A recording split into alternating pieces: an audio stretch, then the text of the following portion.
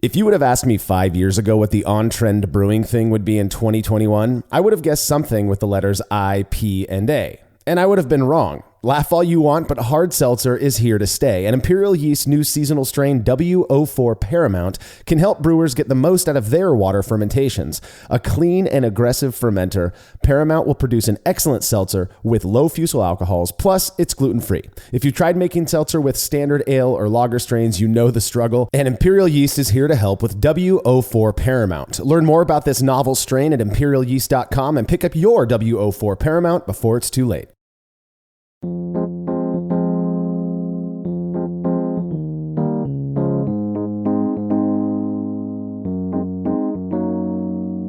Likely due to its long history in so many different regions, brewing is one of those activities that has a lot of unique terminology. Anyone who's ever tried to introduce a friend to making their own beer or excitedly share the details of their latest batch with their non-brewing spouse is undoubtedly familiar with the look of confusion they give us as we toss around terms they've never heard before, things that, up until we started brewing ourselves, we'd probably never heard before.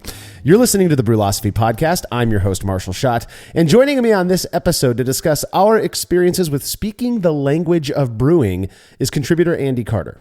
Hey, Marshall. This is such a great topic because, when you do stuff, you're physically doing things and you can show someone something. But really, we relate by language, and interpretation of words is so important. And you get trapped sometimes in the words and how you say them and how they're used. And you hear them once, you hear them for the first time, and you might say them wrong or you might think they're the wrong thing. And it's better to always kind of check yourself again and go back and say, okay, am I really saying it the right way, or am I really conveying the right message? And I hope we talk about that today. I think it's going to be a great conversation. Yeah. I definitely consider myself a word person. I just like language, and a part of that involves using words properly, pronouncing them correctly. Now, I completely understand there is this growing perspective in the modern days that as long as people understand what you're talking about, well, that's all that matters. If you hold this worldview, then by all means, we don't mean to offend you. Our goal is not to change anybody's ways with this, though you may find this episode a bit aggravating.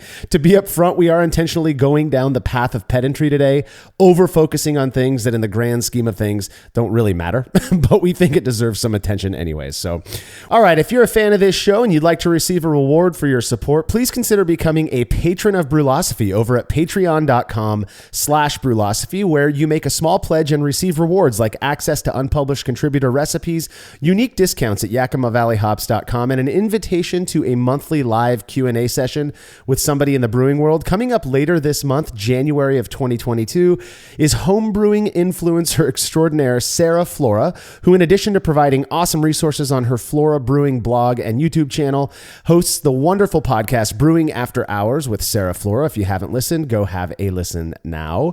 To be a part of this event, make sure to make your pledge over at patreon.com/Brewlosophy by January 28th, 2022, as Sarah's going to be taking questions the following Saturday, the 29th. All past sessions are stored on our private Facebook page, so patrons can go back and watch them whenever they like. Again, that's patreon.com/Brewlosophy. Another really easy way to support us is by using the links found at brewlosophy.com/support when shopping online. It's absolutely painless. You simply click the link, do your shopping, and we get a little kickback for the referral.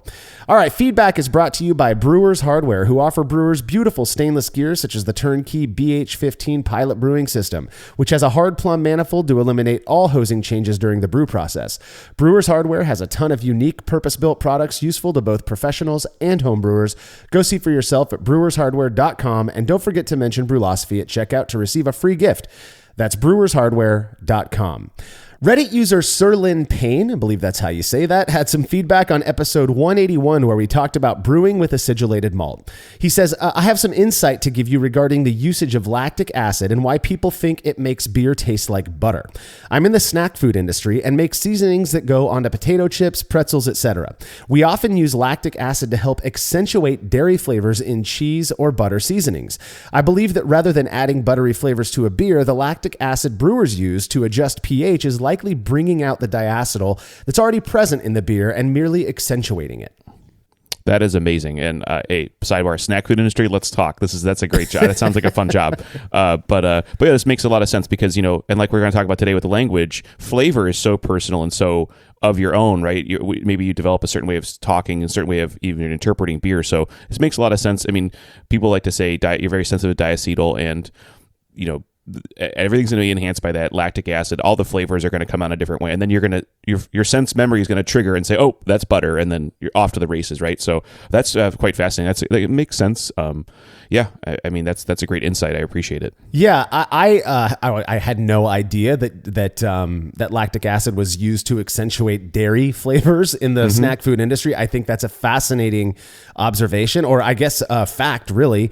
And then the idea that it could be that by adding lactic acid at the various points in the brewing process, that all you're really doing is accentuating those buttery characteristics. Who knows? I mean, sense memory is a powerful thing, So thank you for the feedback, Serlin Payne. If you have show feedback, you could send it to feedback@brewlosophy.com or drop us a note on social media.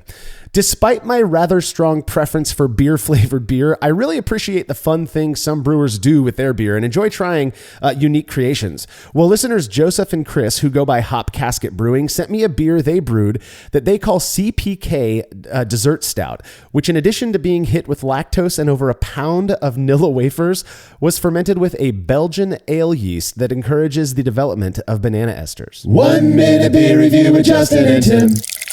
All right, we got a dark one, Justin. This is a dark one. Yeah, this is pretty. I'm getting Definitely a dark, deep toast. Oh dear Lord! Almost like taste a it. burnt bread. Nothing like it smells. Oh, is this barley wine? This has got to be if it's not actual barley wine, which I think believe it is barley wine. It's it's a weird cousin of barley wine. It doesn't warm my face as much as barley wine usually does. No, this made my toenail fall off. This is not my style of beer. This is thick. It's heavy, thick, but it's drinkable. It's kind of drinkable. Yeah, it's kind of. Does it not have like a little grape taste to it? No. I'm not feeling grape at all. I don't know what I mean. It's just almost like it's overcooked caramel, just almost to the point where it's burnt. Oh man, the more I'm drinking it, the worse it's getting. It's like they took a batch of juniper and threw it in caramel. That is not true. No, that's not true. I know juniper. We know that you know juniper, and you're a learned man. It's hanging. I'm still going for it. Yeah, I don't know what this is, and I don't want to proclaim that. But I'm going to go on and say it's a barley wine type of a beer. Yeah, and we're gonna go with a 2 for me. That's generous. I'm going to go a 0.5, Timmy J. Dang. Okay, so I wouldn't have rated this as low as Tim and Justin did, but I can sort of understand where they're coming from. I did pick up subtle hints of banana in the finish, but it wasn't that strong. The most prominent flavor to me was this sort of burnt sugar thing, similar to what I imagine Justin was experiencing when he said burnt caramel, as well as a really dark roasted coffee. Again, I thought this kind of clashed a little bit with the Belgian yeast. Not bad. I mean, the beer was really interesting, fun to drink. I drank the whole sample that I poured myself, just not really my cup of tea. Yeah, it's funny, like even today we're going to talk about language and immediately call it barley wine, right? When it's a stout or something, when we have different names for things. So like barley wine being a stand-in for strong beer. I would have loved to try this. I really appreciate dessert beers, and when they're done well, they're done. I think they're really excellent. Maybe only in a 2-ounce pour, but yeah, it sounds cool. It's good use of the ingredients. I like how they're integrating both food and other like spices and stuff, and so that's awesome. Yeah, and it was a killer effort. I don't usually give advice. I'm not one for that. But if what you're going for, Joseph and Chris, is more of a banana split type of thing, I might recommend using something like the Weihenstephan Hefeweizen strain. Mm-hmm. And it's I believe Imperial Yeast calls it Stefan. And that stuff I found, when you just kind of let it ferment around that 68F to 70F or about 20C temperature mark, you really can pull out a lot more banana esters than with some other strains. And that Belgian ale yeast, the various ones that I've used, I usually get a bit more phenolics from those than I do the banana thing, whereas it's the opposite for that Stefan yeast. And so maybe a recommendation if what you're looking for is more banana, but otherwise really, really cool effort. I mean, I love trying unique beers, even if it's not my favorite. So appreciate the fact you sent that into us, Joseph and Chris. If you'd like to have your beer or any other fermented beverage you feel like sending in reviewed by Justin and Tim, you can email me, Marshall@brewlosophy.com, and we'll get you all set up. Time for a quick break. When we return, we'll be discussing our experiences speaking the language of brewing.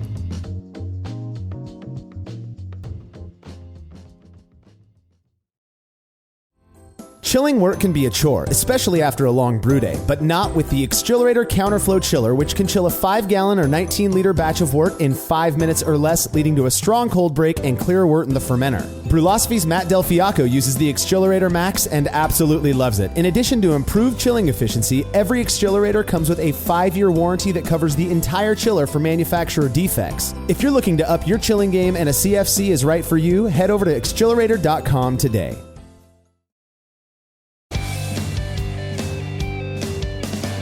Compact and simple to use with a small footprint for brewing indoors, the Grainfather makes it easy for you to brew professional quality beers at home. The Grainfather is an all-in-one brewing system that lets you brew all grain beer in a single, compact stainless steel unit. It uses an electric heating element and pump to maintain a constant temperature and to circulate the wort during the mashing and cooling stages. It also comes with a counterflow chiller to reduce chilling times and produce high-quality wort.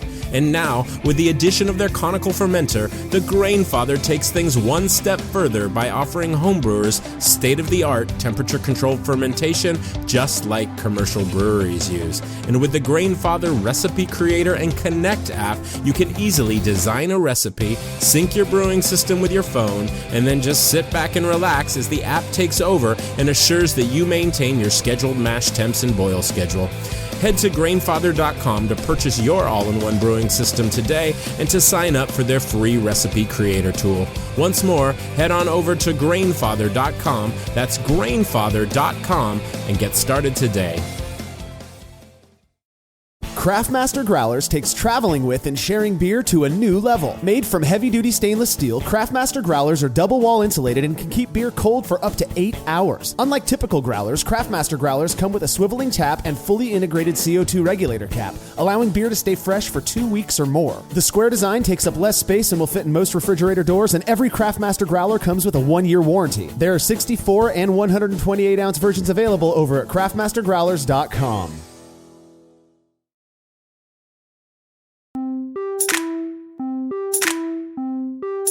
I've always been a nut for words. When I was a kid, it wasn't uncommon for my mom to find me thumbing through our huge hardback dictionary, and I was always excited to learn a new word, which I'd then proceed to overuse for the following few weeks.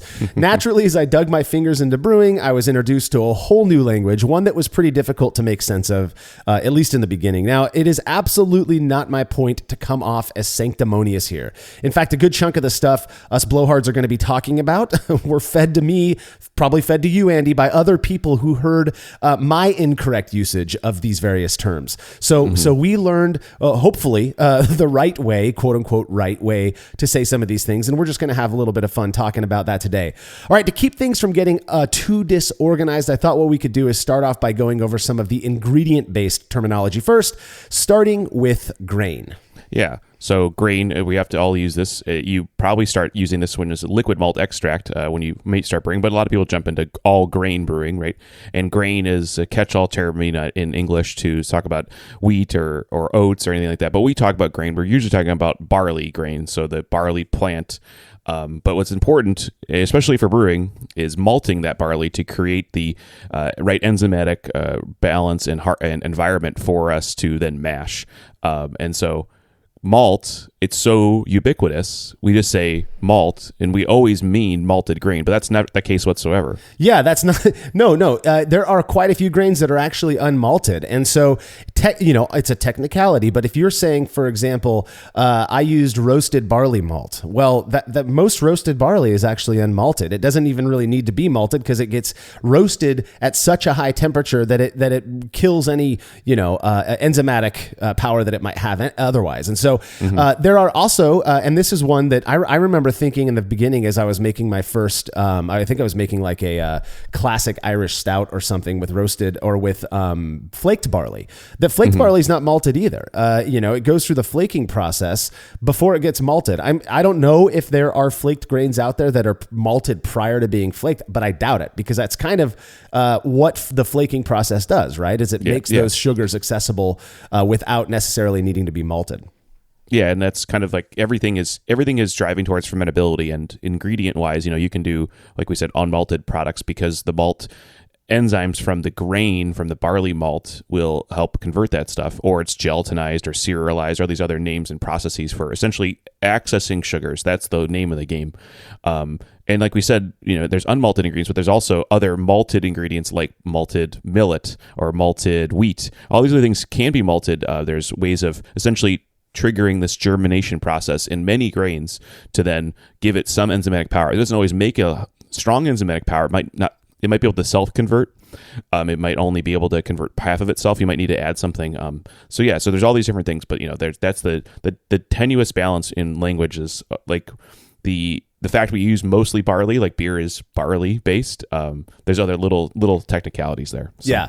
Well, and my point on this was more so that not every grain you're using in the brewing process is malted. So by referring to grain generally as malt, we get what you're talking about. And boy, if you think we're being pedantic on this, just you wait. Just wait. Just you wait. Here's another grain-oriented one that I only learned, my goodness, it was probably like 5 years after I started brewing. The term grist, which I think is a fun word to say. I gathered my grist or whatever. Grist actually refers specifically to grains once they've been milled. So if you're saying, for example, I gathered my grist and then put it through a grain mill, you're technically not actually using the right terminology there. Yeah, it's grist. The grist house or the grist box is what I remember because I was actually just a couple weeks ago. I was in a professional brewery. I was hanging out. Kind of just did a day. And they they have a big mill, and then there's a big case to hold all the milled grains because they don't use them immediately, right? We think of, I got a bucket and I mill the grains and I go use it. Well, they have to, when you're milling hundreds of pounds of grain at a time, you need a grist case, right? Something to hold the grist, right? And then it gets augured up to the brewery. So that's it's a again, small thing like we said, but it's important. And that would you would not be mashing in your malt bill. You're mashing in your grist. Yeah, so, that's right. That kind of, that's again. We're gonna dig into some of these things a little bit too far, I suppose. But I think it's fun. Again, I like language. Yeah. Another one that is related to grain has to do with the crystal/caramel malt distinguishing those two from each other. My understanding, and I've done a little bit of research on this for past experiments that I've done, is that they are each maltster is going to have their way of producing crystal malts or caramel malts, and they're basically going to be the same thing. But I don't think the maltsters want us saying that necessarily. They view their process as being unique enough to perhaps create different perceptible characteristics in the crystal/caramel malts that they're making. But basically, crystal malt is what's produced in the UK, and caramel malt is what we call it over here in the US. That's my understanding. Perhaps you know something different, Andy. Yeah, I 100% agree, and I think a lot of this, I would imagine. So if I think about the etymology of this, right, because I think that's important to think a little bit about why you see something. So caramel, caramel is like the flavor those things have, right? I get caramel flavors, right? Crystal might be talking about the crystallization of the sugars inside of the of it, right? Because what happens is you make this malt, and then you kind of steep it in hot water, and you let those sugars kind of reform. And sugar itself is, it's these atoms and these molecules that come together, but they can be formed into crystals, right? Crystalline. They can have crystal just means there's a repetitive structure to the ingredients. Like ice has a repetitive structure, all these things. So it's just got that repetitive thing. So I think someone just picked it because it looked like crystals, right? I think that's where I would guess where it comes from. Another part of this, which we might get into in some topics, some ingredients and some not, is there's also a lot of marketing around these words about picking certain words, what they mean, like carapils, other types of grains that have a name that you may just keep using forever, right? But that's not a brand. That's a brand name. That's someone's actual product, right? Yeah. It's got a trademark after it. It's registered, right? You can't just use it necessarily, except it's just like Kleenex and Band-Aids. You're not going to call them anything else. So what are you going to do? I don't even know what to call a Band-Aid that's not made by Band-Aid, the brand. Yeah. So it's a bandage. It's a bandage. It's a bandage. Yeah. A sticky bandage. Yeah. A sticky bandage. Yeah. Yeah. The crystal caramel malt thing, to me, this is one I couldn't care less what people call it, because we absolutely do know what it is. Just that there is a difference based on in essence, where they're produced. I read somewhere that crystal malt was also etymologically speaking, the reason that it was called crystal malt was because it has this kind of glassy look to it. Exactly. Again, and this is like UK crystal, and that, if you look at Brice caramel malt, it's not as glassy looking because of the peculiarities in their own, process of making this stuff. But just suffice to say that crystal malt is typically reserved for the UK stuff, which is interestingly, the color of it isn't as specific as what we do over here in the US, where, we say crystal 20, crystal 50, they say, light crystal, medium crystal, dark crystal. And it, just interesting regional differences, but nothing that I think we need to worry too much about because we all understand what we're talking about. Here's a couple of other ones you made me think of. When you're using a base malt, the main base malt for, say, a pale ale, what do you call that? What do you refer what do you refer to that base malt as? I almost always refer to it, and this is specifically before Brewlosophy, when I had to remember what ingredients I was using, I would always call it two-row. I would call everything two-row. Yeah, two-row, and you're not wrong. It is two-row malt, but two-row is basically refers to the way that the grains grow or the seeds grow on that barley stalk, and there's six-row as well. So the appropriate comparison would be two-row to six-row, and then they take that two-row malt from whatever species it is, and then they malt it into and kiln it into the usable product that us as brewers use, which is pale malt, and this is one that I, again, lover of specificity as I am, I know what people are talking about when they say two-row, and I don't care if they're going to use that. But if you want to be accurate, if you're telling somebody a recipe that you've made, there is two-row pale malt, there is two-row pale ale malt, which those two are different because pale ale malt is kind of I don't want to steer anybody the wrong direction, but this is the way I view it. It's kilned a little bit darker typically, and it has more of that bready, biscuity thing. Maybe not a huge difference, but something that you might expect more in like a Marisada or something like that. Yeah, and I think the thing with that is it's something I learned over the course of brewing is the names matter and stuff. And then when you just get a recipe, say, I got this recipe here, you go, here's buy this and this. It's like, well, really you got to go and buy exactly what they said if you're trying to be precise about it, right? It's not that it's all Brice or all raw or something like that. These all are a little different, and they all have different kilning temperatures, what the beer style. Like I found out not too long ago about stout malt. Stout malt isn't dark. It just has different enzymatic properties to help convert the ingredients for stout beers, right? And so it's like all these little things that you find over time. It's not all it is all two-row. It's like squares and rectangles. It's all two-row, but it's all a little different. And so to be consistent, you should buy the same stuff. But also sometimes you don't have a choice. There's only maybe one provider of two-row or one provider of pale malt. And so that's it. So. Yeah, you take what you can get. And the other thing, though, is there is six-row malt. As far as my understanding goes, it's always very lowly kilned. It's not very popular these days outside of, the big brewers out there, Bud Miller, Coors. Highly enzymatic, really powerful stuff. We've done an experiment on it that you can look up, six-row versus two-row pale malt. But there is that. And so if you're, sharing a recipe, let somebody know what kind of pale malt you use, because that's going to be a little bit more accurate. Finally, the last little thing that under the grain section that I could think of was this concept of specialty grains, or what people call specialty malts. But again, specialty grains, because not all specialty grains are malted. A lot of people confuse. We've talked about this in a past episode, so we won't hang ourselves up on it for too long. But a lot of people confuse some base malts as specialty grains. We're talking like Vienna and Munich. You can use both of those malts as 100% of your 100% of your grist or grain bill, and it will self-convert. It is just like using pale malt or pale ale malt, maybe a little bit different flavor.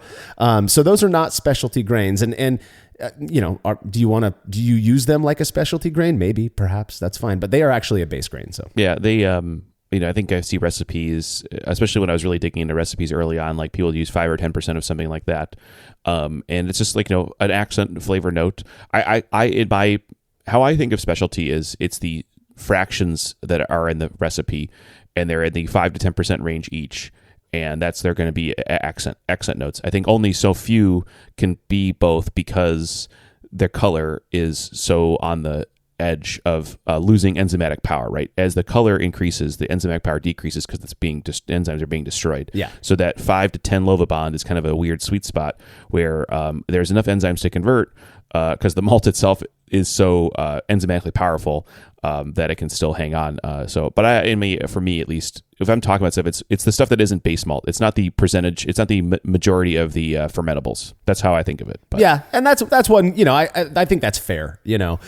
Just though that I feel like there's some people out there who might be looking for. I've received probably 50 emails just in the last couple of years alone from people saying I'm looking to up the fullness, the full malt flavor in this pale ale that I'm making, and I'm already using this much of this, and crystal malt's not helping, and yada yada. Yeah. Dude, replace 100% of your pale malt with Vienna malt and see what happens. Swap out 80% Vienna and 20% Munich for your pale malt and see what happens. Yeah. You can do that. You can get away with that, and it's not much more expensive than your standard pale 2-row. So, yep. All right, moving on to hops. This is one that I've gotten hung up on for quite a while. If this bothers you, I apologize now. But hop doesn't have an S at the end of it. It is a hop plant. It is not a hops plant. And there are I've seen on, very respectable websites them referring to hops as in the plural when they're actually talking about it in the singular.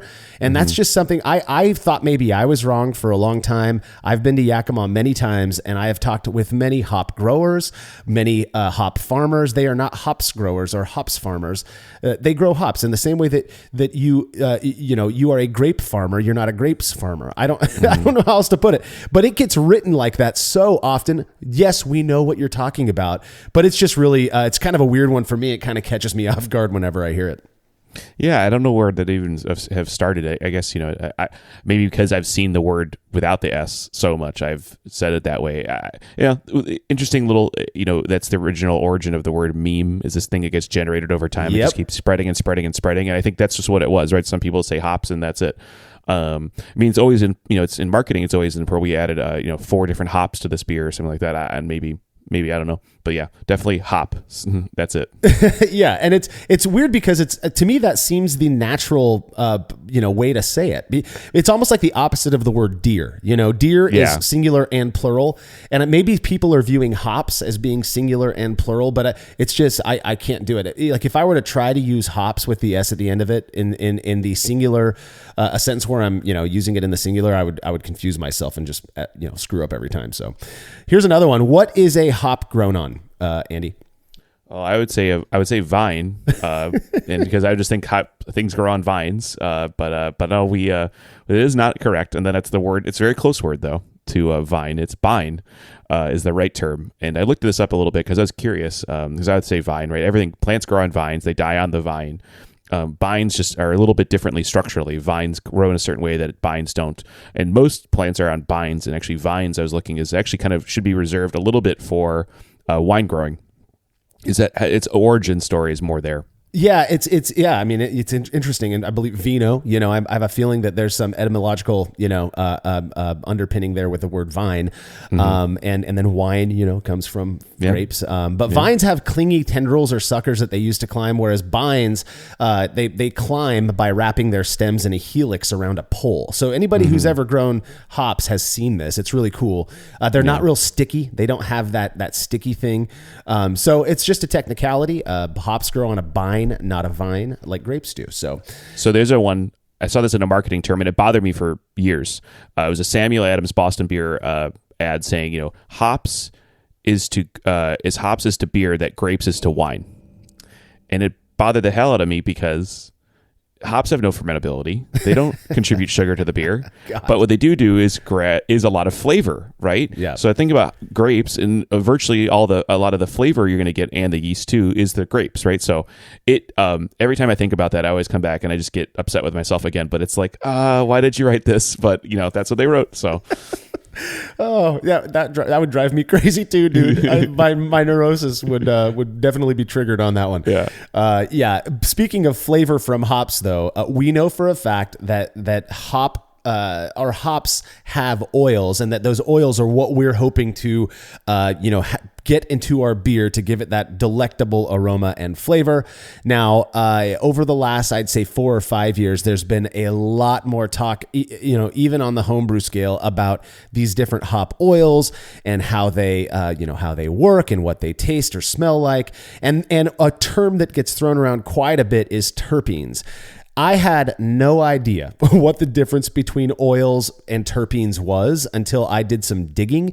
Apparently, when somebody says really generally, the hop oils, what that refers to is the total makeup of the aromatic compounds that are in a hop variety, or the hops that you're tossing into a batch of beer, while terpenes are the more specific compounds that, when added together, make up the total hop oils, in a variety. Yeah, and I think that's what's good about the research we've been doing, because it's becoming such a more commercialized entity, is we're getting more data, and good data is going to be coming to the homebrew level about the breakdown of the different percentages of the terpenes and the different kinds of oils that are available. I mean, Scott Janish has been a real force in that effect, or in the homebrew community, for the homebrew community, for that, and educating people. But it'll be good. I think this will actually help people a lot to be more precise in their language, not just say I use Citra or something like that. I hope we can get this language out there more, because it's important, right? If you're not just talking about Citra, there's different types and different how it's grown in different places. They want to make it the same, but it's clearly there's differences in where and in different hills that it's grown on and stuff like that. And so having the chemical knowledge, the real quantitative experience is it's important. Yeah, I mean, I started, kind of going down the thought rabbit hole of what happens when we get to a point where all of the different terpenes, like myrcene and linalool and geraniol, et cetera, when all of those are available to us to use in beer at varying ratios. I mean, I get that we're relatively young, in this whole field, but at some point it makes sense to me, with how rapidly technology is growing and our understanding of how hops work and what they are, that we're going to have this crazy ability sometime to be able to just say, I want 50% myrcene with 20% this and 5% that. It's going to be interesting. But anyways, oils, terpenes, they're kind of one and the same. Oils are just the whole makeup. Terpenes are the individual compounds. So final one for hops that I could think of, maybe you got something else here, Andy, is the difference between when you're using hops that are not pelletized, that are fresh off the vine, if you will. What do you call those? A whole cone. I say whole cone. I say whole cone as well. I didn't always say whole cone. This is one that I got called out for many times in the past. I would call them whole leaf hops. I don't know where that came from. I think maybe they're sold like that on some popular homebrewing websites or something. But if you have ever grown hops, or if you've ever been to a hop farm and gone and rubbed cones in your hand, you are pulling a flower off of the vine. You're not pulling the leaves off. Those leaves are the last thing they want to be in the if they're going to get processed, they leave the leaf behind. So there are actually no leaves in whole cone hops. Yeah, I mean, this makes sense. I mean, it's kind of the processing and the packaging of stuff, right? It's much harder on the packaging side to just send you cones, along with the fact that cones are really kind of bacterially unsound. They need to be cleaned up. I mean, they're not going to last very long, right? That's a whole cone wet hop brewing. There's a whole other thing we can talk about wet hop brewing as well as in phrasing. But you can't. They were not going to last, right? So they need to be picked and packaged a certain way, and pellets is the best way for shipping wise and density, but that's what it is. But I think I have to check myself. I do occasionally say leaf. I hear people say leaf, and hey, that's because for a long time, when you're not getting these super high end products, you're buying leaf hops, before there was any pelletization, right? And so you just get these bags, right? They just come in leaves, right? You didn't see where they came from originally. I think the one that's kind of related to this, and it's very specific to the time of year when whole cone hops are fresh hops or come off. Right? There's whole cone wet hops. Those arrive and you dump them in the whirlpool or something like that. But then there's fresh hops, which is a Sierra Nevada term for their celebration ale. Celebration IPA uses the freshest kilned hops. So those are dry hops, not pelletized, because they only use whole cone. But it's the freshest hops. It's the first hops of the season. So yeah, that is a very good point as well. I've been to Yakima a few times for the wet hop festival during hop harvest. Wet hops are very specifically hops that have not been dried, not been kilned. When you hear people in the hop industry refer to fresh hops, they're literally referring to the freshest hops once they've been processed. So we're talking like, go go to Yakima Valley Hops and buy your 2021 fresh hops because they're fresh, have just been produced. They're as fresh as you're going to get them. Again, wet hops are what you're pulling right off the vine and using them at about 6 times the ratio that you would a fresh kilned hop, to make these wet hop beers that are really popular for about a month every year. So, in terms of yeast, this is kind of an interesting one because I feel like a lot of what we've talked about so far, you can kind of get away with saying it whatever way you want to, and we all understand. But with yeast, it's very common for people to believe they have to make a yeast starter to propagate their yeast so that you have an adequate pitch rate. Which, when we're talking about pitch rate, we are talking about viability. Viability refers simply to the number of living or viable cells in a population of yeast. So, for example, Imperial Yeast says that they pack 200 billion cells into each pouch of their homebrewing yeast, though over time some of those cells will die, hence viability will be reduced. And this is why people recommend making starters, to increase the viability. By making a yeast starter, you are actually encouraging the replication of those yeast cells, and that is all about viability. Yeah, I think this is one of the first things in my home brewing experience, learning about cell count and being reliable on that, where you say, when you buy these packs of yeast, they'll say, well, it's good to go below 1060, some arbitrary number that someone came up with saying that, there's enough cells in here for this. Well, yeah, it will ferment, but is it going to be good? And that's where, making starters and knowing your yeast and being a little more conscientious about it is really important. And so this distinction about how many cells you have and viability, the count, is a first step, right? The number of cells matter, but really, I think in the end, and what we're going to talk about now, this next word, vitality, is how useful, what kind of utility do these cells have? Because I can give you a bunch of yeast cells that will do nothing, right? Because they're just so burnt out from poor yeast management that they're not really healthy anymore.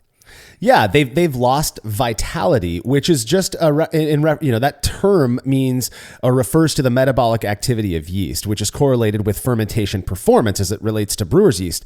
It wasn't, what was it, like 4 or 5 years ago, Colin Kaminsky, who wrote the Water Book with John Palmer, he reached out to me suggesting an experiment where we compared a viability yeast starter to a vitality yeast starter. Now, vitality starters are used, again, to ensure that the yeast is primed to ferment as soon as they're pitched into a batch of wort. So typically, to make a vitality starter, rather than making up your wort 2 days before you brew or whatever, pitching your yeast and then spinning it for a couple of days to encourage that replication, what you're doing is pitching yeast into about 500 milliliters of wort. Again, this is for roughly 5-gallon or 19-liter batch. That wort preferably should be around 1040 SG, but a lot of people are just taking a little bit of wort out of their boil kettle, 10 minutes into the boil and letting that chill before they pitch their yeast. And then you aerate it for 4 hours before pitching it. That is it. So you are not pushing for viability here. What you want is to wake that yeast up and get it ready to go. And what we found is that these, short-term vitality starters, 4 hours is all. When you pitch it, it really does seem to decrease that lag phase. I mean, you really are bolstering those yeast and prepping them for good performance. Yeah, I think the good analogy is a big starter, a viability starter, is a sourdough culture. You're building it from scratch. You're building up more cells, right? And then a vitality starter is like that pack of bread yeast where it says sprinkle it in water before adding to dough, right? We're just trying to get them warmed up. We're not trying to build more cells up. We're not trying to make more cells. And I think it's a really important one. It does a few things. One is it also makes your brew day a little easier, right? Because it's just 4 hours. It's not 2 days ahead of time. I got to schedule this. I got to stir plate it. I got to do this, right? You're just getting things ready. I think it's important to remember that as homebrewers, most people, now I think there's plenty of people that reuse yeast, but most people, if they're going to brew a batch, I got to go buy a pack of yeast. I mean, that yeast is coming off the lab. If it's reasonably fresh, I mean, it's very, what's the word? It's very, it's almost lab quality, right? So it really needs to be woken up if you're pitching at the right rates. Right now, we've done experiments to talk about pitch rate and things like that, and levels of significance vary. But it's important to remember that you usually get yeast from these cell companies. Even especially today, I think it's some of the best time to buy yeast is that it's super high quality cells, right? We're not getting multi-generational yeast that have been abused over time in multiple fermentations. So you can get away with just vitality starters, and it's important. It's important to know that. Yeah, we've shown in a few different experiments that vitality starters are a valid, absolutely valid, way to prep your yeast before pitching it. And there are certain situations where I might prefer a vitality starter over a viability starter. If I'm starting with a 200 billion cell pouch of imperial yeast that's maybe four months old as opposed to a month old, and I'm pitching it into say a 1050 OG wort, I'm fine just stealing off some of that wort 10 minutes into the boil, chilling it down, and then tossing the yeast in just to wake it up before pitching it. And I've done that multiple times. Seems to work really well.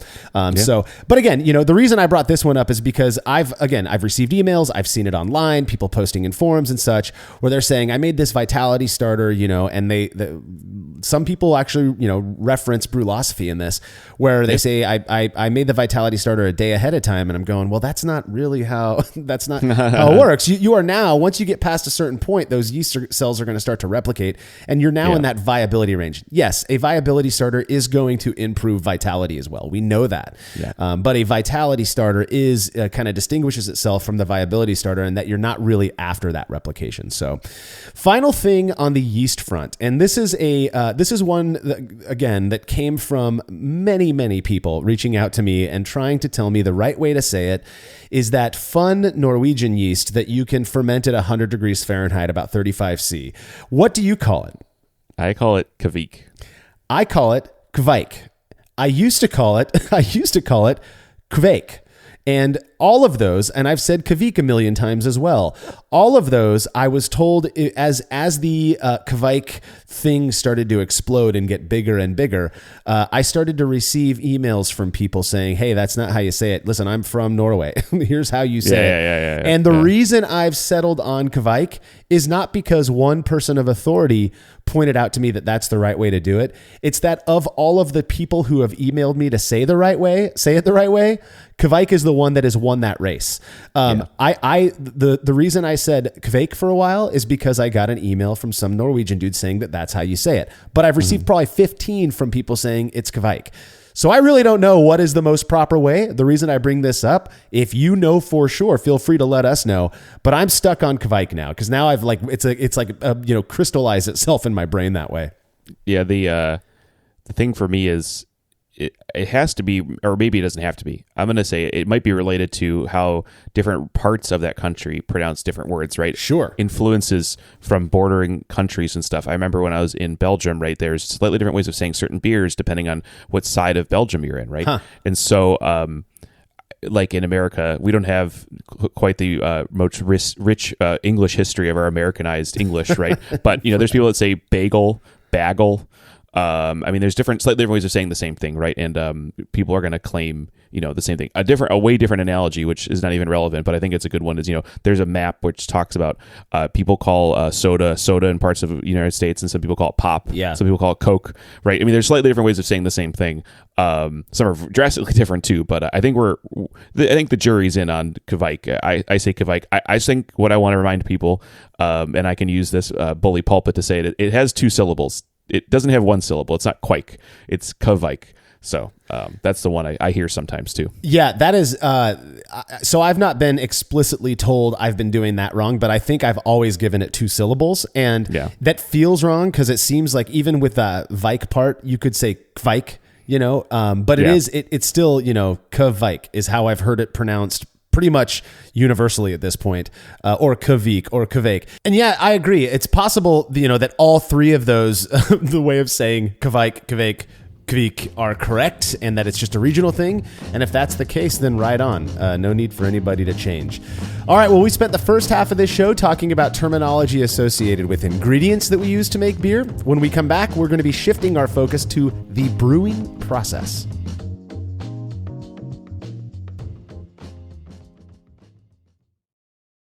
After a long brew day, the last thing I want to do is waste more time chilling wort. I've tried so many different options, and ultimately I settled on the super efficient immersion chillers made by Jaded Brewing. With the King Cobra and Hydra, I'm able to chill my entire batch of wort from boiling to just a few degrees above groundwater temperature in as little as 6 minutes.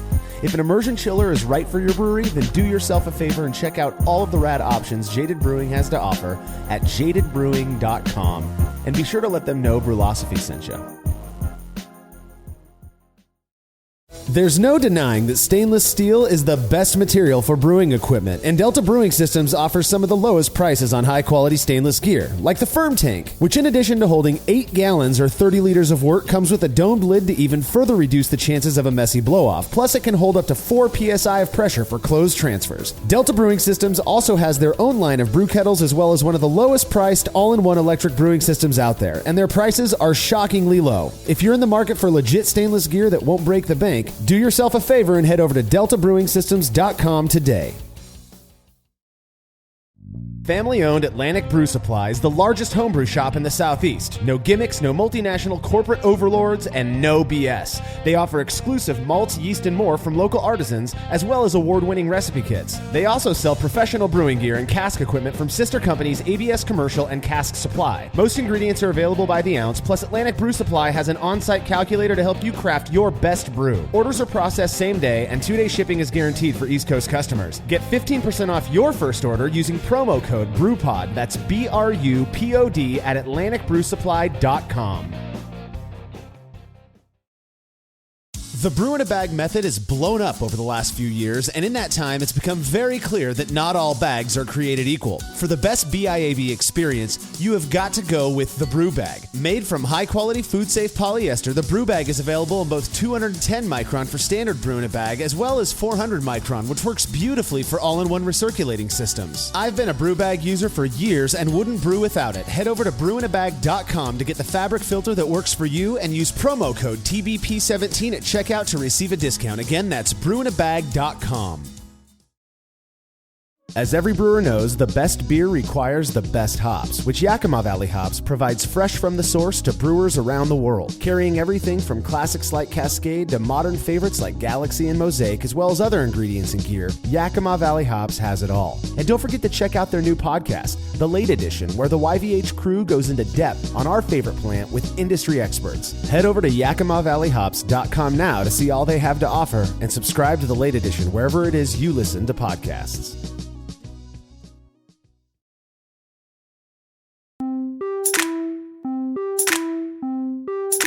I have friends who participate in many different hobbies, from baking and smoking food to gardening and working on cars. I honestly cannot think of another activity so packed with weird words as brewing.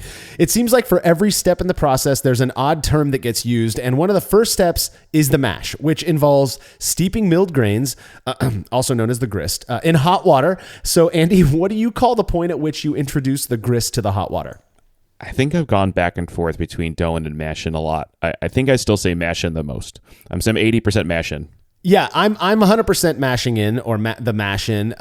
Only after, though, I was calling it dough in, and I was actually, we were writing that in articles in 2014 or 15, and I started to hear from some old schoolers who were hitting me up, mostly, like German brewers who were doing step mashes and stuff, who hit me up saying, if you're into words and you want to be technically correct, dough in actually refers to blending the grist with water at a somewhat cooler temperature, usually for like a 5-days rest around 95 to 113 F or 35 to 45 Celsius. This is even in at least the online version of John Palmer's How to Brew. There's a whole page on just doughing in. And that is, apparently that is different than mashing in, which is when you add the grist to the water or the water to the grist in order to proceed with a saccharification rest, which is your standard, single infusion mash. Mm-hmm. Yeah, and that makes perfect sense. I think that's just it sounds fun. Dough in kind of sounds like we're baking or something like that. It kind of sounds like we're making the mash. We're making this like liquid, this cauldron of malt and grains in the grist, and it sounds fun. But yeah, mashing, and I think maybe I read that Palmer jaunt many years ago, and I think that's why I stopped saying dough in. But mashing, it makes sense. You're starting the mash, you're mashing in, which leads us to the other end of it. Once you're done mashing, what do you do? How do you remove the grains, and that's mash out? And I think this has got more differences in what people think of that, because for me, mashing out is the process of it's like almost a blended part of sparging or lautering too. Like mash out is a little different, but that's not the case at all. Yeah, this was one I never really used the term mash out, but as I started hearing more and more people talking about it, which really came in the form of people asking us to do experiments on the mash out, the mash out step, it really refers specifically to raising the temperature of the mash to about 170 degrees Fahrenheit or 77 C toward the end of the saccharification rest, in order to halt enzymatic activity as well as reduce the viscosity of the liquid that's coming out of the mash tun, to make it easier to separate. Now, I've heard people refer to, quote, mash out as opening the valve on the mash tun. We're mashing out, meaning we're taking the sweet wort out of the mash. That is just not what that term means. The mash out very specifically refers to raising the temperature for a mash out step in order to halt enzymatic activity and make the separation of the liquid from the grains a little bit easier. Yeah, and I do this occasionally. It depends on the system I'm using. If I have the ability to control the temperature, if I feel comfortable with the system's temperature control being accurate with good flow rates, good pumps, good heating, propane or electric, then I'm okay with saying, okay, yeah, we're gonna mash in at a certain temperature, then we're gonna hold it there for a certain amount of time, and then we're gonna raise the temperature to prevent any more enzyme activity. Now, with the nature of modern malts, usually your enzyme activity is completed within the first 30 minutes of the mash. That's why a lot of breweries, if you go to professional breweries, they don't mash for very long. Mash 30 minutes. Yeah. The part of that is that they don't need to. The other part of it is with the amount of volume of mash you need to move around, right? It's hundreds of pounds. It takes a lot of time, right? Even if the system's bigger, it still takes time. So they're do more like an hour and a half if you counted all the time this grain spent with liquid, but they're moving things around back and forth. So I'll just do it if I want to, but I tend not to sweat it too much. Yeah, I've done a proper mash out maybe 3 or 4 times in the almost 2 decades that I've been brewing. So it's not a necessary step at all. But if you're gonna use a mash out, make sure you're using the term properly. Yeah. The other two that I notice as it relates to mashing that gets kind of confused sometimes is the difference between sparge and lauter. Now, I'm one of these people. A lot of folks seem to presume that both of these terms are carried over from German brewing terminology, which interestingly is not the case. So when we say sparge, what we are referring to specifically is the rinsing of the grain, this kind of comes from the whole fly sparge, continuous sparge approach to making beer, which involves showering water, hot water, over the grain very gradually so as to create a squeegee effect while you are lautering, which refers to the separation of grain from sweet wort. So this is interesting. I was doing some Googling to really understand where did these terms come from. According to Merriam-Webster, etymologists believe the word sparge originated from Middle French and has been used in English as a synonym for sprinkle for a long time. And that's where that term comes from. It is not German, as a lot of people seem to presume. It's amazing. I would have sworn that would have been, if you'd asked me just here's a bunch of words that we use for brewing, I would have said, oh, that's sparge has got to be something German, right? That's wild. I think it's interesting, as we talk about this as kind of maybe a slight discussion is, the American brewing technique, I think is so hodgepodge. It comes from Germany. It comes from England. Yeah. It comes from all these places, so it's assembly of things. We talk about sparging and lautering, and these are German techniques, primarily from the lager brewing industry. But then we talk about English ale brewing and how those techniques have been imparted in certain parts of it. Right? It's so interesting to me, and the roots of all these things, and how did a Middle French word end up in something like in traditional brewing techniques. It's fascinating. I know, and I mean, sparge is a great word. It's fun to say. It feels good coming out out of your mouth. Yep. But why don't we just say sprinkle? It seems like it makes sense, but there's this kind of romanticism with using these terms, and it makes us feel like we're maybe engaged in something that has these really cool roots, and it makes us feel special. Now, the word lauter actually is of German origin, and it's an adjective that means pure or clear. And so you think about sparging is sprinkling. So that is the rinsing thing. And even with, is it kind of a misnomer to say batch sparge? yeah, you're not sprinkling anything, but you are taking your quote sparge water that you would use to sparge with, and you're just mixing it with spent grains basically to hopefully get more sugars out of that, out of those grains. Now, lautering again is the process of separating those grains from the sweet wort, which, if you think about it, makes a lot of sense as it relates to continuous or fly sparge, because that is what you're doing. You're sparging at the same time as you're lautering. So the mix up in those two terms makes complete sense to me. I do a no sparge approach nowadays. That is my go-to with a brew in a bag, right? With the fabric filter from the brew bag. And so for me, I'm not actually sparging at all. It's hence no sparge, but I am lautering. When I remove that grain bag from the sweet wort, that is a technically lautering. So I think it's kind of interesting. Yeah, and I think one way to remember it, if you're ever thinking about this, what's the difference is there is something called a lauter ton. There is not something called a sparge ton. That's right. Right. So you can remember that it's the clarification process. And that's one thing I think I can think distinctly like that we've kept the names of, right? We've not changed names. We've not come up with an Americanized version of that necessarily. Lautering is universal, I think, in brewing terms. So yeah, and when you're done lautering, you have a kettle that is full of this sweet, wonderful liquid that kind of just gets referred to generally as wort. Now, you'll hear a lot of people refer to it as wort. I don't understand that, because to me, warts are pesky things that you try to get off of your skin. Yeah. But it is pronounced wort. Yet another term that I've heard people genuinely believe is of German origin, when in fact it is from Middle English, which I found fascinating when I discovered that. And so it is not vert, it is wort. Now, if you're going to other areas, Sweden, I know, refers to their sweet liquid out of the mash as vert. And that is, again, that is going to be I think a dialect type of thing. Yes. But it is a Middle English word to describe the sweet liquid that comes out of the mash. Now, if you are being very, very technical, and you've already heard us use this term a few times, sweet wort is the liquid straight from the mash. Unhopped. It is sweeter. It has not been bittered with hops yet. As soon as you add hops, technically, that sweet wort becomes wort. That's good. That's good knowledge. I've heard people interchange them, and I think, I think of what's in the kettle is wort because hops were added. Sometimes some first wort hops even, right? So first wort, not first, that's another adding of that. But yeah, sweet wort's good to know.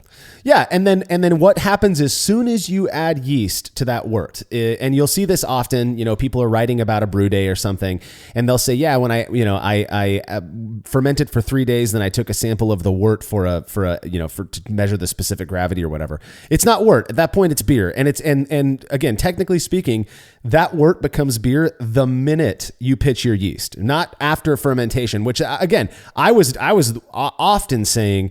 I thought in the beginning, of my home brewing, I just presumed that it was beer once it was packaged, but it is actually beer as soon as it touches that yeast, or as soon as that yeast is pitched.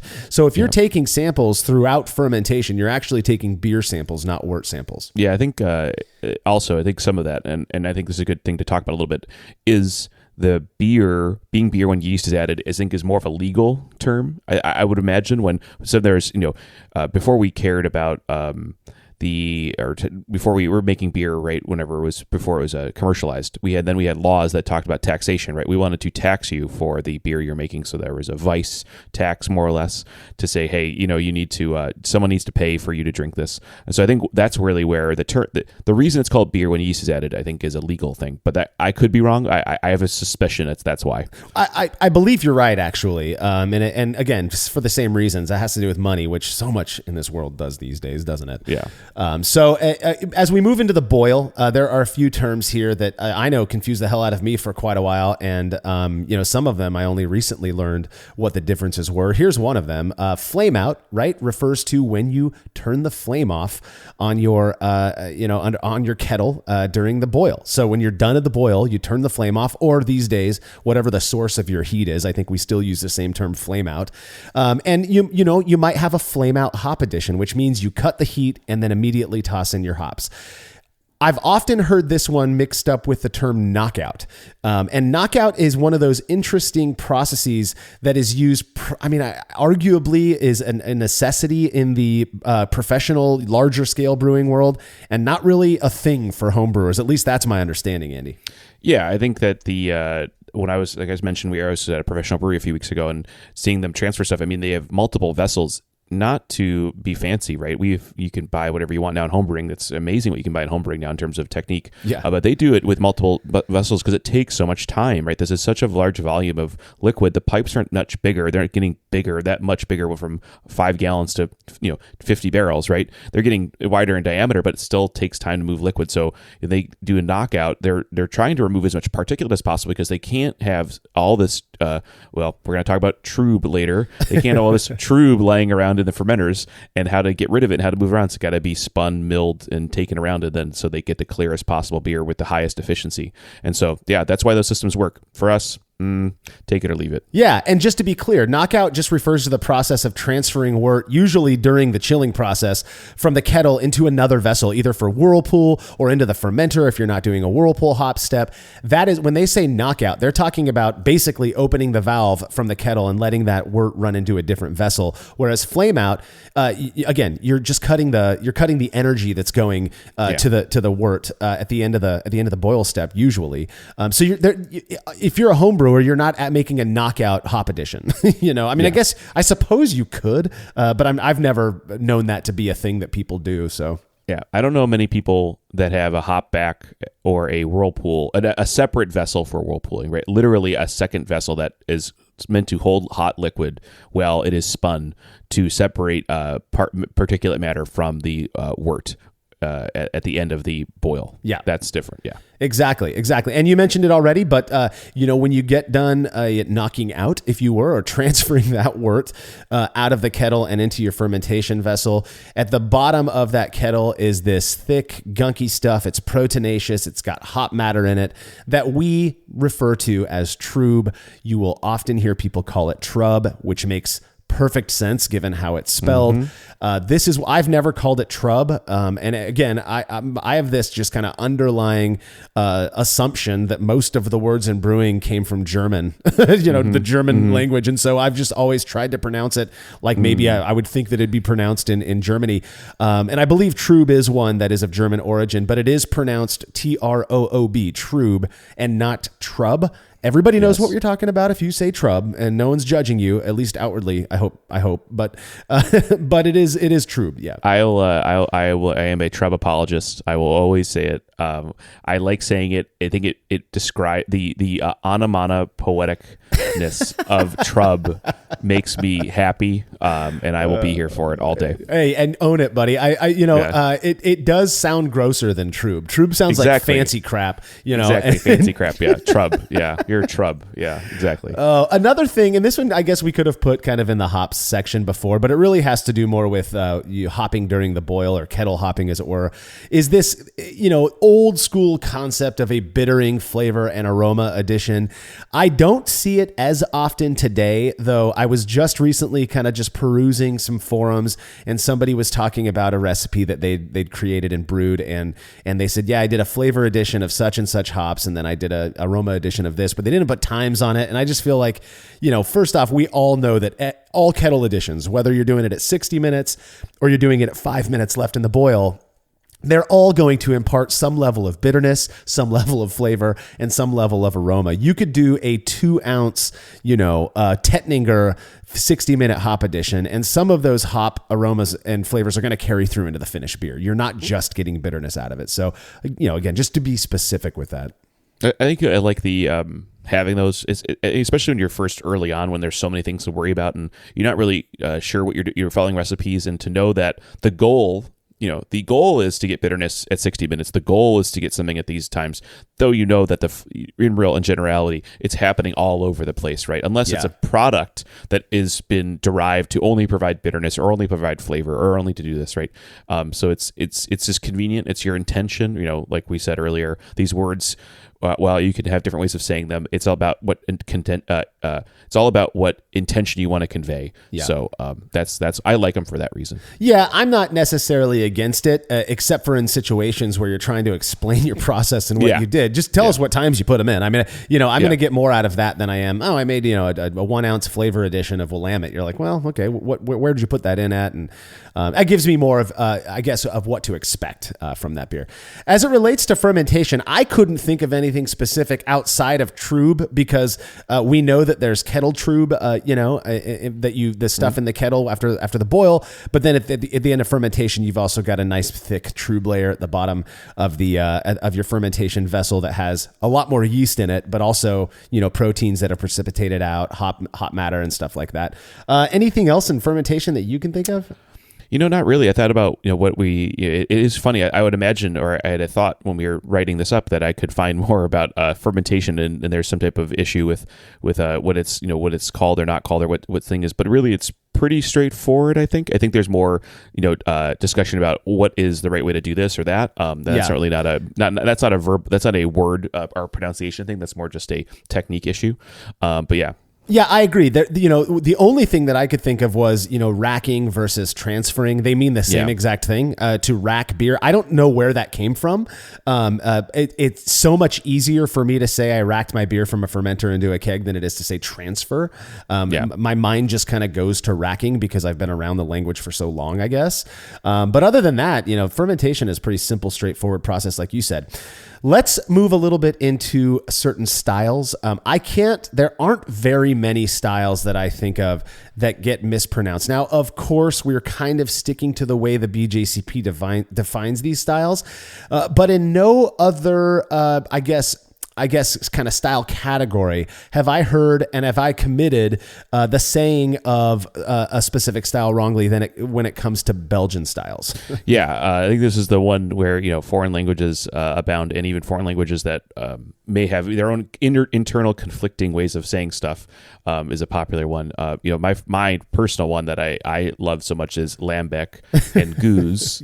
And I say lambic, and I've heard it different ways, and I try very hard, and it's some people still want to correct me, but I say those, and I think there's even more to just than the pronunciation of that. We use the term lambic and goose a little loosely, a little cavalier, a little too cavalier sometimes in the United States, because kind of like champagne and other things, these are origin terms too, right? Yeah, they convey a place, a specific region of the planet, and a specific place where they're made, and they cannot be called this anywhere else, right? So not only are we butchering the pronunciation sometimes, we're also using them completely inappropriately for the origin of the beer style. Yeah, that's the whole PGI thing. I think that stands for Protected Geographical Indication or something like that. And, there are a few beers that have that. It really only applies to the EU, to the European Union. But I think a lot of American commercial brewers, out of respect for the tradition of styles like lambic, which is commonly called lambic over here. I again, if we're American, I guess we're allowed to butcher words sometimes. I get it, but it is, it is lambic. But those PGIs, another one is Kolsch, of course. And what I found is that on the homebrew scale, I don't think there's much concern. People refer to a Kolsch as a Kolsch, but if you're making a Kolsch as a commercial brewer, to be respectful, I see Kolsch style or lambic absolutely. Style, and I think that's cool. Again, it's just this is a rad kind of industry in general. It's been around for so long, and we really do have the Europeans to thank for our beer traditions over here in America absolutely. Now. And I think sending them a little bit of respect and letting them have their words, I think that's cool. And I think it's interesting because with the rise of sour wild ale production, there was a lot of debate about what to call these when they're made in the United States, right? Yeah. What is the way of say? Is it spontaneous? Well, it wasn't spontaneously fermented. Is it wild? Well, all this stuff was grown in a lab. It wasn't really grown out of out of the nature, right? Is it Is it sour? Well, not all sour. Some are funky. Well, is it you going down the rabbit hole, and so it's so much easier when you're struggling for the language, just lambic style, right, or goose style, or something like that. You know what you mean, right? And then now, as we're recording this, the BJCP has released released a lot more language that hopefully will be integrated into your brewing stuff for sour wild ale production. So yeah, it's awesome what they've done, and I know I know that they've introduced or kind of morphed certain styles. I believe hazy IPA is a new its own delineation now, which is really cool. So check out the 2021 BJCP guideline update. Some other Belgian styles that I've been confused by quite a bit. It makes sense to me that you would pronounce a Belgian double as double. But this is another one where I got a bunch of emails from people, either Dutch speakers or from Belgium. I don't know. But quite a few people were saying it actually is pronounced double. Like you would say it in America. They're like, this one, you don't have to, fancy up. It's pronounced double. And I've watched numerous videos of people who are from that area who refer to it as double. So I've accepted that I was saying it wrong and have made the switch to double from double. Yeah, I did not know this. I think this is really, I think I've heard both. I think I just didn't click in my brain because I've been saying it was some type of essentially slight modification. I didn't say double, I say double or something like that. Yeah. Or triple or tripel or, I've heard everyone say differently, right? And so it's like, well, it's you're trying to distinguish it from the word. There's double and triple mean something in American English, right? But not necessarily like you're trying to say a beer name, right? So you think it's different, but hey, now you learn it's not the same. Yeah, and you said triple. It is pronounced triple. Apparently, that is the way you say it. It's not tripel, which is how I said it for years. Thinking that I was saying it the right way. But thankfully with this one, they actually mean what they sound like. It means double strength, triple strength. I mean, that was the way that they delineated their beers that they were making in Belgium. Those styles, both delicious styles, by the way. Some other ones, and I feel like it's interesting that the regions where these beer styles were developed that seem to have the weirdest, from an American perspective, the hardest or more difficult to say words are Germany and Belgium. So that's kind of what I've got here. The Germans, obviously, they have Weissbier, which is Weiss, and that W is technically makes the V sound. So Weissbier, not Weissbier. Again, no one's judging you if you say Weissbier. It makes sense why you would do that. Another fun one for me is Gosa, which you hear people say goes all the time. Like so-and-so goes to the store is how they pronounce it. Yeah, Goza, and I actually have not a personal relationship with this, but I know I feel I was close to the epicenter of it coming back in the United States because when I was living in Santa Barbara, a local brewery called Hollister Brewing was one of the first around me and I think around the country to make a Goza again, a real traditional one. Salt, coriander, that's the basis of this, and a lactic acid fermentation. Yeah, and it was called Tiny Bubbles. It's since moved on to other breweries, but one of the first, but it was Goza, and it was actually very clear in the news article they wrote in the Santa Barbara newspaper. It's like it's pronounced goes. This is how it's said, right? And I see goes. Just a few days ago, I saw someone on a large beer Instagram say goes, right? It's goza. It's goza. It's Gosa. Yeah, if you want to be correct, you want to sound right, then say Gosa. Same thing with Weissbier or Hefeweizen. The V in Germany or the W in Germany makes more of a V sound. So the last thing I wanted to focus on, and you've already used the term a couple of times in this episode here, Andy, is when we ferment, certain off flavors or byproducts are also produced that are viewed as off flavors, right? You don't want them in your beer, and they will usually go away given enough time or good process. The one that tastes, that people commonly say tastes like artificial butter, you refer to as diacetyl. I call it diacetyl. And now here's the thing. I put the emphasis on the ass there, right? Diacetyl. You call it diacetyl. I believe diacetyl is also correct. And all three of those are appropriate is what I've been told. And it really has more to do almost with inflection and accent from wherever the person is coming from. So if you learned, for example, from Charlie Bamforth, I believe he says diacetyl, and he's got that English accent, and perhaps that's more how they would pronounce that off flavor. I believe I learned most of what I learned about off flavors from American podcasts, years and years ago, and they say diacetyl. And so that's kind of what I've stuck with. Apparently they're all appropriate though. Well, it's interesting. Science language is great in the sense that science, when you make a new word, make a compound or a phrase, it's usually derived from certain parts of words that exist already. So the diacetyl and then acetaldehyde, we'll talk about in a minute. These come from a systematic way of making a new word. Organic chemistry is one place where you learn this a lot. And the other part, I think you nailed it on the head. These science words, they're not regionally specific, right? They're for everyone on the planet to use. So when you get to these words, when you're training and you're learning something, you're going to learn it a certain way. You're all going to say it a certain way, and then you're going to grow up learning saying it that way. So it's a worldwide thing. These science terms are tendally world used. The only other one I said, and you brought up the Charlie Bamforth, is I have friends that grew up in Australia. It's not aluminum in Australia; it's aluminium, right? And that was one that definitely caught me off guard when I was in Australia. And the interesting thing is they even spell it with an I, so they spell it differently than we do. And that's just, hey, it's the way they say it. They're not wrong, I suppose. But we say aluminum here. Another off flavor that gets butchered quite a bit, and I suppose it's understandable because we've all heard of acetyl and we've all heard of aldehyde, but is acetaldehyde. To me, that is so easy to say, and it looks exactly, to me, it's pronounced exactly the way it's spelled, acetaldehyde. But I still, till this day, often hear acetaldehyde or acetaldehyde, or and it obviously those are different things, but it is acetaldehyde, and that is that people often say green apple. I don't get that from acetaldehyde. I get more like fresh cut pumpkin or like overly like day old cut grass type of thing. Yeah, and I think apple a little bit sometimes. What else?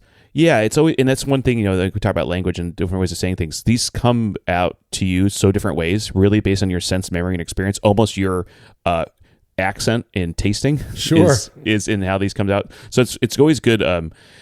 First, learn how to say it. Learn the right way. I say acetaldehyde. And again, these are science words. They can have different inflection. Other thing is when you're getting off flavor kits, just to talk about this, the reason for a second is someone says, okay, this is acetaldehyde. Okay, you have to memorize that in your own brain as to what it is, because the other words that people attach to it, I would say the thesaurus that's attached to acetaldehyde is completely different for everyone. Don't rely on it. Don't rely on just the example that someone's written about what they taste in that off flavor too. Well, yeah, in terms of the off flavor itself, but when I hear acetaldehyde, I hear two L's: acetaldehyde, and acetaldehyde only has one L. And so that's the part again. That my neuroses, and I admit it, man, I am full bore. Like I hear something wrong, and my brain just hyper focuses on that, and then I start to lose the real content of the conversation, which is a massive fault of mine. Acetaldehyde is spelled, acetaldehyde is spelled acetaldehyde, and acetaldehyde has two L's in it separated by an A there. And I'm not even sure, there may actually be a different compound out there that is an acetaldehyde, but it's not the off flavor we know of as acetaldehyde. Regardless, again, I know what you're talking about if you say acetaldehyde or acetaldehyde, which I suppose is more accurate. But either way, to me, it's one of those ones that catches me off guard when I hear it, just because of the way it's spelled and how it's not said the way that it's spelled. I think we would be getting more phone calls if we were completely saying the wrong chemical term. So I think we're safe. We're safe. And I do think that we've probably tortured our listeners enough at this point with our pedantic BS about the way things in brewing are said. But I do, again, I like talking about words and language. I'm not judging anybody for saying things differently than I do. So any last words on your experience speaking the language of brewing before we sign off, Andy? I think, Marshall and I, we've been doing this both for more than a decade, and we're only learning new things. New words are coming up, and we're sure to butcher more foreign languages and find new ways of describing the hobby we love. So I'm happy for it. I'm here for it. And I learned something new today, so I hope everyone else did too. Yeah, absolutely. And if there are other terms out there that you hear that you think that people are saying wrong, or that the accurate way to say it, or perhaps that we're screwing up all the time, let us know. You're not going to hurt my feelings. I appreciate knowing the right way to say things, and I kind of get off on having a good time with language. So, well, don't forget to check out our new podcast, The Brew Lab, where host Cade Job takes you into the lab with real brewing experts to discuss fascinating research they've done on our favorite beverage. And remember to head over to brewlosophy.com to stay current on everything we're up to. The Brewlosophy podcast is made possible by the generous support of our sponsors as well as all of our rad listeners. We seriously could not do this without you. Cheers to everyone who has subscribed and left a review of our show. It makes a huge difference. If you haven't yet, please consider doing so. Head over to brewlosophy.com/support to view a list of ways you can easily help us to continue producing this podcast. If you want a reward for your support, visit patreon.com/brewlosophy. Thanks again for listening. We'll be back next week with another episode of the Brewlosophy podcast. Until then, think beer. Start off the morning with some hot tea, lemon and honey cause it soothes my throat. Put some herb in the bowl, yeah, it's homegrown. Ain't gotta go